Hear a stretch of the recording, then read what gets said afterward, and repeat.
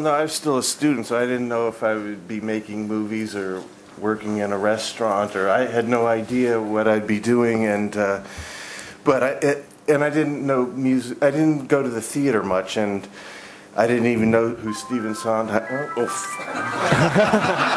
Please, can you turn your phones off? Go ahead. No, please. It's only my agent. You're late for your next The battery. Mr. Voiceover. All right. Well, Sorry, Tim. Sorry, everybody. we'll give you your 10 grand and.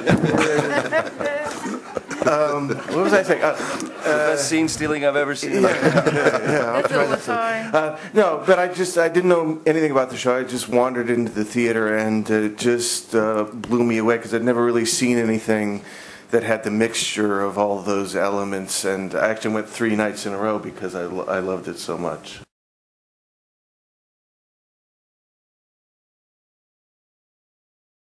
Yeah, well, I mean, of course. I mean, we, obviously sing Johnny Sing. I've never seen that happen in the many years that we've worked together. So yeah, it's always something new. And it's actually longer than that, because it was a journalist told us in America that we'd been working together for 10 decades. So we're a lot older than we look. We actually have known each other before the invention of cinema, so it's quite, we have quite a long, good relationship. The weird thing is I believed her. Yeah, she said it twice. I remember your early radio plays.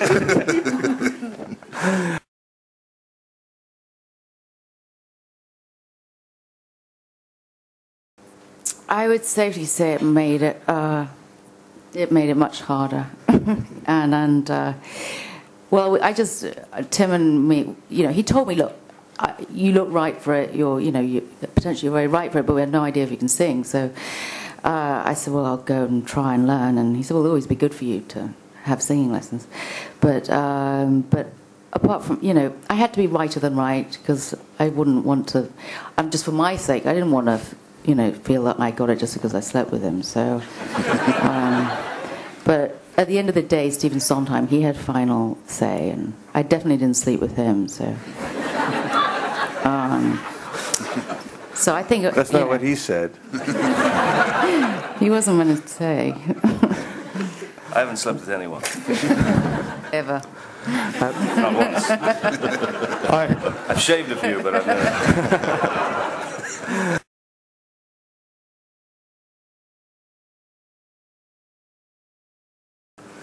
Yeah, I mean, I think, as Tim had said the other day, we were talking about the idea of revenge, and it's one of those, it's a feeling that most people don't want to admit to, but I think we all have it secretly, certainly in there.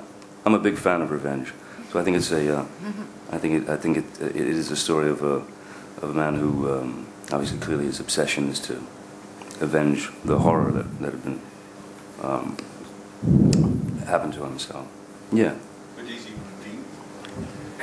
Is he redeemed? In a weird way. I mean, he's kind of cleansed at the end. I mean, we always just saw him as a sad character. I mean, we didn't see him as a villain or anything. But he's he's a tragic. He's basically, when you meet him, he's a dead person, really, and he's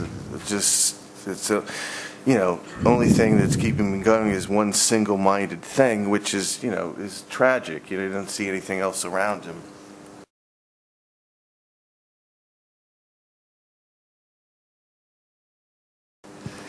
I paid a singing teacher a lot of money, actually. It's £80 an hour, but it was worth every second. I don't judge characters. The worst thing you can do is say they're this, that, or the other. You just step into their shoes and walk in their world and don't judge them. I think he's a sweetheart. Yeah, he's a sweetheart. I don't chop anybody up and eat them. Oh, we're going to start, are we?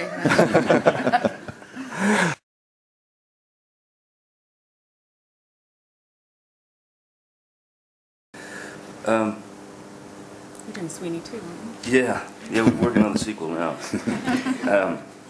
Well, actually, I did do a musical many years ago with John Waters, a thing called Cry Baby, but technically, well, it was only half me. It wasn't me singing. Tim's the only person brave enough to actually let me try to sing.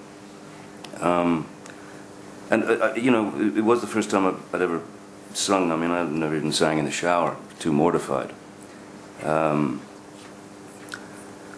Once I got over the initial fear, it was kind of enjoyable. I mean, the Sondheim's melodies and lyrics were a real pleasure to sort of tromp around in. It was really beautiful stuff. I enjoyed it. Would I ever do it again? No, I doubt it. But seriously, let's face it. We are about to embark on a production of Cats. Can I be in it?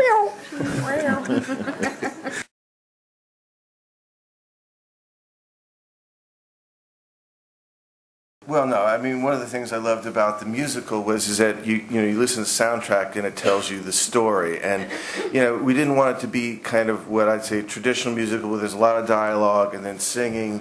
It felt like a silent movie with music, and so the music. That's where we cut out a lot of choruses and things, and extras singing and dancing down the street, because each of the characters.